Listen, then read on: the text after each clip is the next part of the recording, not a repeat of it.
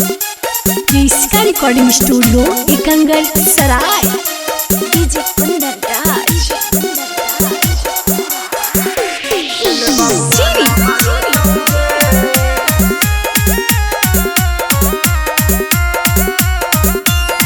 Presented by किसका films.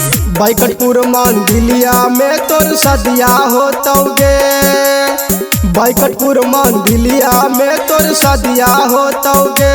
ओन पसवा नाम टोतौगे, एने बबुआ नाम रोतौगे। ओन पसवा नाम टोतौगे, एने अहिरा नाम हेगे रोतौगे।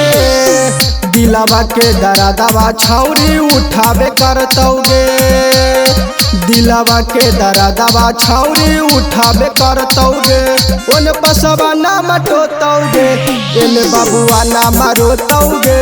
ओन पसवा नाम टोतौगे, एने अहिरा नाम हेगे रोतौगे।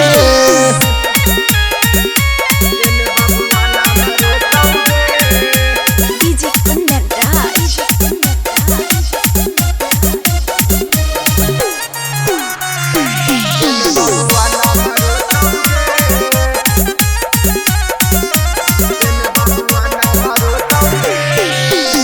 सेजिया पर छौरी भातरा साथे तोरा सूता तौगे। सुनत खबरावा छौरी छतिया हमर फाटा तौगे। सेजिया पर छौरी भातरा साथे तोरा सूता तौगे। सुनत खबरावा छौरी छतिया हमर फाटा तौगे।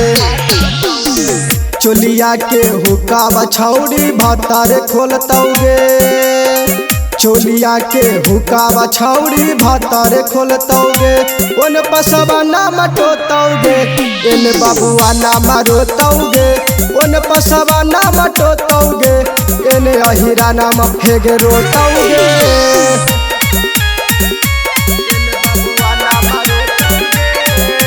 डीजे कुंदन राज।